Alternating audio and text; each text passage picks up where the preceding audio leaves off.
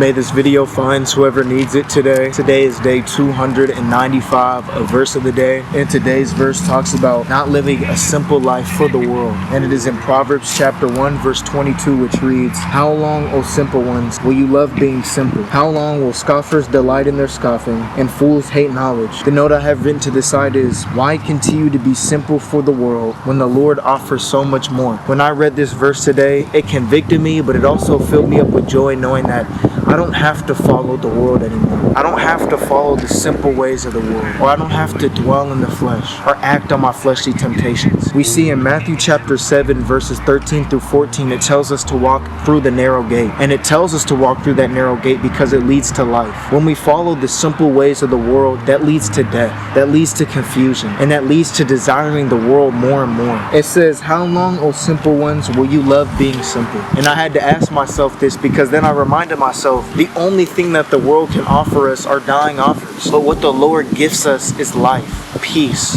His love. And so I pray that as we journey on throughout life, we can remind ourselves that we don't need to dwell in the flesh. We don't need to live simple lives. Simple lives call us to be simple. And we know that works in the faith are hard, and it calls us to be intentional. But allowing our flesh to suffer temporarily on earth gives the opportunity for our spirits to not suffer eternally when we pass. One more thing I want to add before I end this verse of the day is, it is the beginning of September, and every single day of September, I just ask that you guys give yourself the opportunity to read a proverb a day. Although there are only 30 days in September, you can add on an extra proverb because there are 31. But I ask that you guys give yourself the opportunity to read a proverb a day throughout this whole September. But with that being said, that's all I have for you guys today. I want to say I love you guys. Continue your journey with Christ. Continue to walk by faith and not by sight.